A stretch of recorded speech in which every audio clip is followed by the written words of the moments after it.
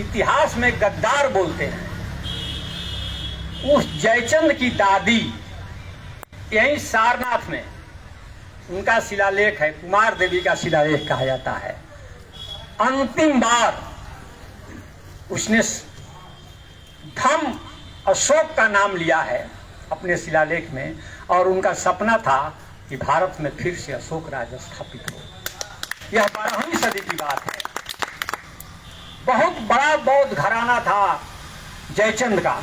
वहीं तो एक वीर दिखाई पड़ता है जो लड़ाई के मैदान में मारा गया, लेकिन हमारे इतिहासकारों ने, चूंकि वो बौद्ध धर्म का प्रचारक था, तो हमारे इतिहासकारों ने उसे गद्दार घोषित कर दिया।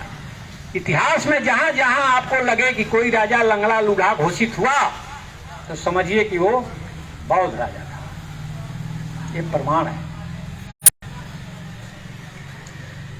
तो सम्राट अशोक की बड़ी ख्याति थी। हमारे यहाँ तो बहुत सारी पॉलिटिकल पार्टी हैं, भारतीय जनता पार्टी है, कांग्रेस पार्टी है, राष्ट्रीय जनता दल है। आप लोगों को जानकर आश्चर्य होगा कि थाईलैंड में अशोक और उस पार्टी के कई गवर्नर वहां बने, और वो पार्टी इस आधार पर वोट मांगती है थाईलैंड में कि हम लोग सम्राट अशोक के रास्ते जाएंगे और हम लोग हिंसक युद्ध नहीं करेंगे, शांति व्यवस्था बनाए रखेंगे और ऊंच नीच का भेदभाव नहीं रखेंगे। इसी पर वहां सम्राट अशोक की पार्टी है। भारत जहां जन्म लिए सम्राट अशोक, यहाँ कोई पार्टी नहीं है सम्राट अशोक के नाम पर। यह दुर्भाग्य है। पिछले साल भूटान की रानी आई थी भारत में, बोली कि हम लोग भारत के प्रति कृतज्ञ हैं कि भारत ने हमको क्या दिया हमको पता है, और हम भारत के लोगों को पता ही नहीं है कि हमने दुनिया को क्या दिया, और विदेश के लोगों को पता है। इसलिए मैं हर बार कहता हूं कि आप चीन का डिक्शनरी, चाइनीज भाषा का डिक्शनरी पढ़ लीजिए, कोरियाई भाषा का डिक्शनरी पढ़ लीजिए, जापानी भाषा का डिक्शनरी पढ़ लीजिए। आज भी भारत को स्वर्ग कहा जाता है, इसलिए कि भारत गौतम बुद्ध का देश है। जो पहला नक्शा बना दुनिया में, दुनिया का जो पहला नक्शा बना, उस नक्शे में इस देश का नाम बुद्ध देश लिखा हुआ है। बुद्ध देश, इसका प्रमाण है। एक मुस्लिम राइटर की किताब छपी है इलाहाबाद अकादमी से, तो उस नक्शे में जो पहला नक्शा बना सिंध और पाकिस्तान का, उसमें इस देश का नाम बुद्ध देश है। ये तो मैं ये कह रहा था कि चीन की डिक्शनरी में, कोरियाई भाषा की डिक्शनरी में, जापानी भाषा की डिक्शनरी में, तमाम भाषाओं की डिक्शनरी में भारत को स्वर्ग कहा जाता है।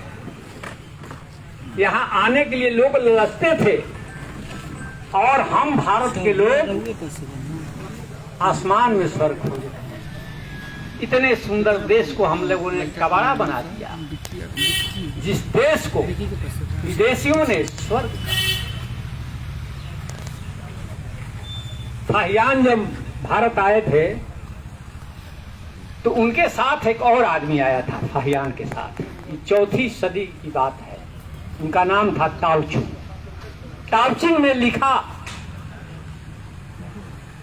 कि फाहियान, मैं अपने देश नहीं लौटूंगा, बहुत सुंदर देश है ये, बुद्ध का देश बहुत सुंदर है, मैं अब चीन नहीं लौटूंगा, अब यही मरूंगा, लेकिन अपने मुल्क को नहीं जाऊंगा। नहीं गया, यही मरा। और उसने ये भी लिखा कि अगर कोई दूसरा जन्म होता होगा तो मेरा जन्म बौद्ध भारत में हो। ये आपके यहां लोग कहते हैं कि भारत विश्व गुरु था। तो भारत विश्व गुरु था तो बुद्ध के बलबूते था। चीन के एक राजकुमार की आंख खराब हो गई थी, इतिहास में दर्ज है, पूरी दुनिया में उसकी आंख नहीं बनी, यही भारत में बनी। बौद्धों की जो चिकित्सा पद्धति थी वो बेमिसाल थी। आयुर्वेद इन्हीं लोगों की देन है। चरक सुश्रुत दूसरे कोई थोड़े था, वो तो बौद्ध ही थे, बौद्ध थे। और जिस नालंदा विश्वविद्यालय को कहा जाता है कि गुप्तों ने बनवाया था, आप जाकर अभी देख सकते हैं कि वहां जो स्तूप है उसकी जो ईंट है सम्राट अशोक की ईंट है। इस तरह से इतिहास के साथ घालमेल हुआ और सम्राट अशोक ने नालंदा महाविहार की स्थापना की। जिस विश्वविद्यालय में पढ़ने के लिए दुनिया भर के लोग तरसते थे और जिसके नाम पर दुनिया भर में विश्वविद्यालय बने। नालंदा महाविहार के नाम पर 8वीं सदी में श्रीलंका में नालंदा बौद्ध महाविहार बना वहां, और 12वीं सदी में तिब्बत में नालंदा बौद्ध महाविहार बना, भूटान में नालंदा बौद्ध महाविहार बना, और आज 21वीं सदी में जापान में नालंदा बौद्ध महाविहार बना है। आप सोच सकते हैं हार्वर्ड यूनिवर्सिटी से भी ज्यादा क्रेज था ऑक्सफोर्ड यूनिवर्सिटी से, कि दुनिया भर के देश तरसते थे कि हमारे देश में भी नालंदा बौद्ध महाविहार, इतनी बड़ी विरासत। इसलिए मैं कहता हूं कि भारत अगर विश्व गुरु है तो तथागत बुद्ध के कारण। इनकी ही शिक्षाएं दुनिया भर में फैली, इनकी ही शिक्षाओं का दुनिया भर में अनुवाद हुआ। क्या थाईलैंड, क्या कोरिया, क्या जापान, क्या श्रीलंका। हम तो कहते हैं कि शंकराचार्य जब भारत की बाउंड्री में ही 4 बौद्ध मठ स्थापित कर करके अगर जगत गुरु हो सकते हैं, तो जिसके मठ तुर्की, सीरिया से लेकर के जापान, कोरिया, श्रीलंका कहां तक नहीं स्थापित हुआ, उसे आप विश्व गुरु कहने में क्यों शर्म खा रहे हैं? एक आदमी ने क्वेश्चन किया था कि सर आप तथागत बुद्ध को विश्व गुरु क्यों कहते हैं? तो हम कहते हैं कि तुम सिकंदर को विश्व विजेता क्यों कहते हो? जिस आदमी ने दुनिया की, एशिया की 5% जमीन जीती थी, उसको तुम विश्व विजेता कहते हो। और जिस तथागत बुद्ध ने पूरे एशिया को ही जीत लिया था, उसको तुमको लाज लग रही है? पूरे एशिया का इतिहास पढ़ लीजिए, एंशिएंट हिस्ट्री, पूरे एशिया का एक आदमी की केवल जीवनी है, जीवनी, वो तथागत बुद्ध। तथागत बुद्ध की जीवनी जान गए तो पूरे एशिया का इतिहास जान गया। तो खैर बोलने के लिए तो बहुत सारी चीजें दिमाग में हैं, लेकिन जाना है। और भंते जी भी संयोग से यहाँ मौजूद हैं। भंते जी बहुत काम कर रहे हैं बुद्धिज्म को लेकर के, सम्राट अशोक को लेकर के।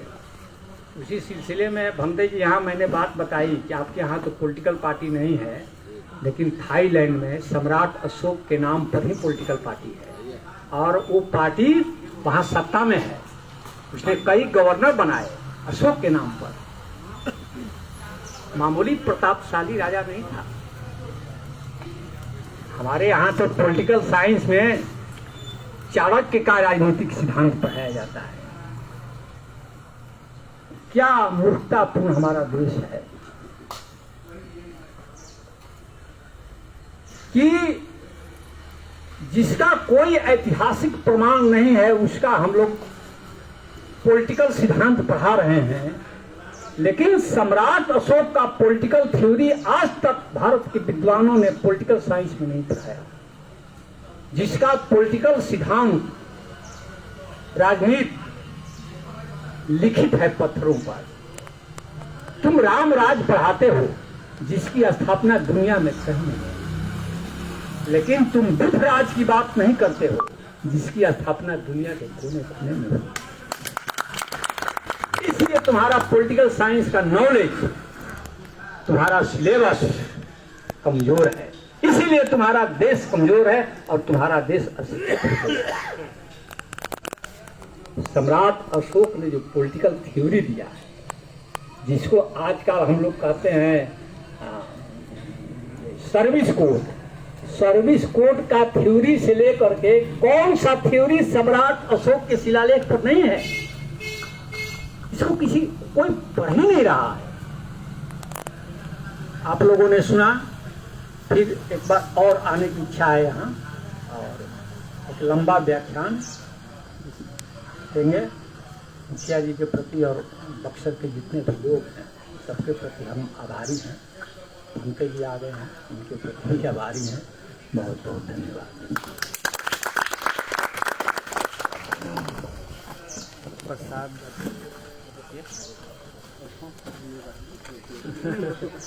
ठीक है, अभी आप सब रुकिएगा, प्रसाद का वितरण है। सभी लोग प्रसाद लेकर जाइएगा, हमारा अनुरोध है। सम्मानित राजेंद्र सर जी और तमाम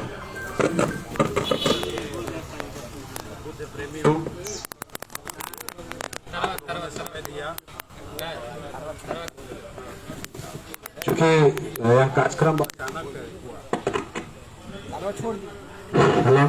अचानक कार्यक्रम तय हुआ, मैं कार्यक्रम में भाग लेने के लिए गांव से चला था। सर का बीच में लगातार फोन आया, ITI फील्ड के पास रोककर कॉल किए, तो सर बोले कि ना मैं बक्सर में ही जा रहा हूँ अपने भगिना को आशीर्वाद देने। तो हमने कहा कि कार्यक्रम है छोटा सा बच्चों का, बुलाया है, वहाँ आशीर्वाद देकर यहाँ भी आशीर्वाद दे देंगे तो बड़ा अच्छा रहेगा। आपने हम लोगों की बात का मन कद्र किया, यहाँ आए, इसके लिए मैं पूरे बक्सर वासियों की तरफ से, साथियों की तरफ से आपको नमन करते हैं, बहुत बहुत धन्यवाद देते हैं। और पुनः आने की जो इच्छा जाहिर किया है, मैं समझता हूं कि नौजवानों ने एक जोश भरा आपने। हम लोगों की भी कोशिश है कि एक बढ़िया सा कार्यक्रम हो और विभिन्न मुद्दों पर आपसे सुना जाए, सीखा जाए, तभी मैं समझता हूं कि हम बुद्धिमय भारत की तरफ एक कदम बढ़ाएंगे और निश्चित बढ़ेगा, क्योंकि बक्सर भी एक ऐतिहासिक रहा है। महिमा मंडन तो किया गया है महाकाव्यों में, राम से संबंधित या उनका ज्ञान स्थान बताया गया है, लेकिन मूल रूप से यह बौद्धिस्टों की नगरी रही है, जो हम तारका सुबाहु के नाम से जानते हैं। और साक्ष्य भी है, आपने बताया बक्सर में भी और चौसा में। इसलिए हम लोगों की भरपूर कोशिश रहेगी कि बक्सर के साथ साथ पूरे देश को बुद्धिमय